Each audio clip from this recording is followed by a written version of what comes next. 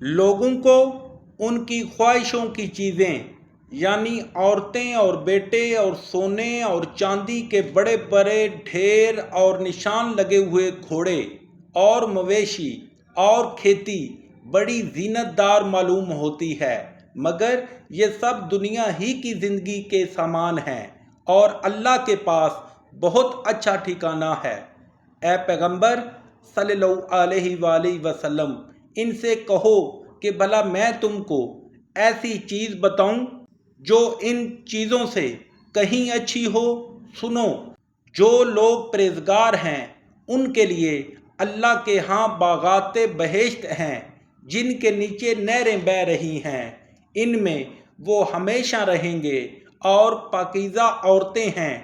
اور سب سے بڑھ کر اللہ کی خوشنودی، اور اللہ اپنے نیک بندوں کو دیکھ رہا ہے جو اللہ سے التجا کرتے ہیں کہ اے پروردگار ہم ایمان لے آئے، سو ہم کو ہمارے گناہ معاف فرما اور دوزخ کے عذاب سے محفوظ رکھ۔ یہ وہ لوگ ہیں جو مشکلات میں صبر کرتے اور سچ بولتے اور عبادت میں لگے رہتے ہیں اور راہ الہی میں خرچ کرتے اور اوقات سحر میں گناہوں کی معافی مانگا کرتے ہیں۔ اللہ تو اس بات کی گواہی دیتا ہے کہ اس کے سوا کوئی معبود نہیں، اور فرشتے اور علم والے لوگ جو انصاف پر قائم ہے وہ بھی گواہی دیتے ہیں کہ اس غالب حکمت والے کے سوا کوئی عبادت کے لائق نہیں۔ دین تو اللہ کے نزدیک اسلام ہے، اور اہل کتاب نے جو اس دین سے اختلاف کیا تو علم حاصل ہونے کے بعد آپس کی ضد سے کیا، اور جو شخص اللہ کی آیتوں کو نہ مانے تو اللہ جلد حساب لینے والا اور سزا دینے والا ہے۔ اے پیغمبر صلی اللہ علیہ وآلہ وسلم، اگر یہ لوگ تم سے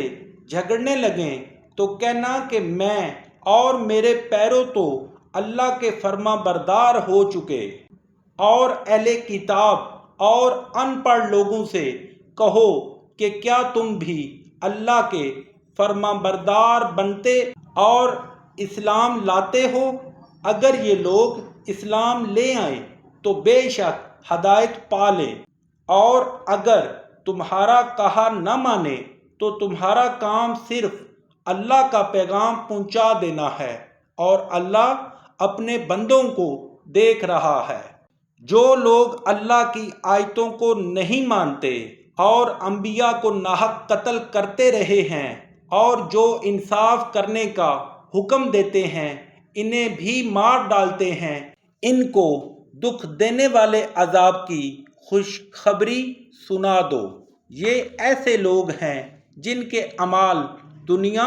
اور آخرت دونوں میں برباد ہیں، اور ان کا کوئی مددگار نہیں ہوگا۔ بھلا تم نے ان لوگوں کو نہیں دیکھا جن کو کتاب اللہ یعنی تورات سے بہرا دیا گیا، اور وہ اس کتاب اللہ کی طرف بلائے جاتے ہیں تاکہ وہ ان کے تنازعات کا ان میں فیصلہ کر دے، تو ایک فریق ان میں سے قرض ادائی کے ساتھ منہ پھیر لیتا ہے۔ یہ اس لیے کہ یہ اس بات کے قائل ہیں کہ دوزخ کی آگ ہمیں چند روز کے سوا چھو نہیں سکے گی، اور جو کچھ یہ دین کے بارے میں بہتان باندھتے رہے ہیں اس نے ان کو دھوکے میں ڈال رکھا ہے۔